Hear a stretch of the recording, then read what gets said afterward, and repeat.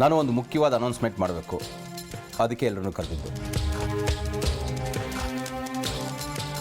ಹೇಳಪ್ಪ ಮೋನ.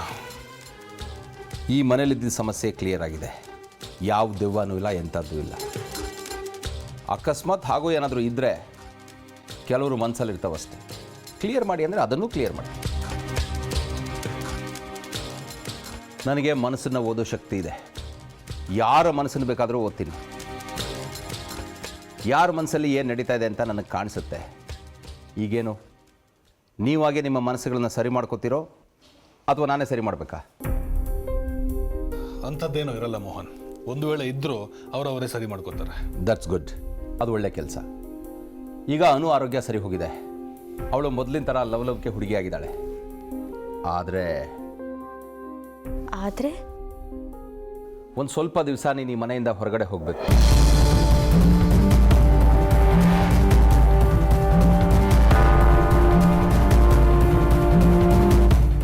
ಆಯ್ತು, ಹೋಗ್ತೀನಿ.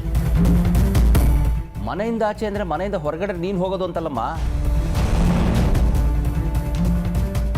ಮನೆಯವರೆಲ್ಲ ಒಟ್ಟಿಗೆ ಸ್ವಲ್ಪ ದಿವಸ ಹೊರಗಡೆ ಹೋಗಿ ಒಂದು ಟ್ರಿಪ್ ಮಾಡಿ ಬನ್ನಿ ಅಂತ.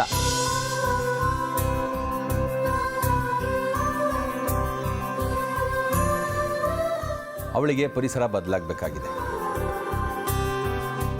ಮನೇಲಿದ್ದು ಇದ್ದು ಮನಸ್ಸು ಇಲ್ಲೇ ಸುತ್ತಾಡ್ತಿದೆ. ಅದು ಸಾಕಾಗಿದೆ.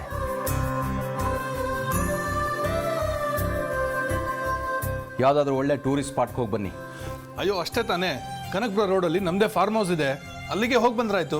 ಹೌದಾ? ಎಷ್ಟು ಚೆನ್ನಾಗಿ ಟ್ಯೂನ್ ಮಾಡಿಟ್ಟಿದೆಯೋ ಮನೆಯವ್ರನ್ನೆಲ್ಲ.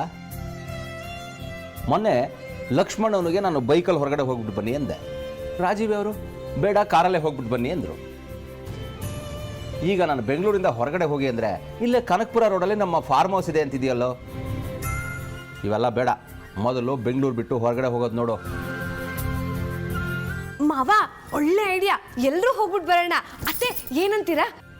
ಅಯ್ಯೋ, ಅವ್ರು ಹೇಳ್ತಾ ಇರೋದು ಅನುಗೆ, ನನಗೆ ನಿನಗೆ ಅಲ್ಲ.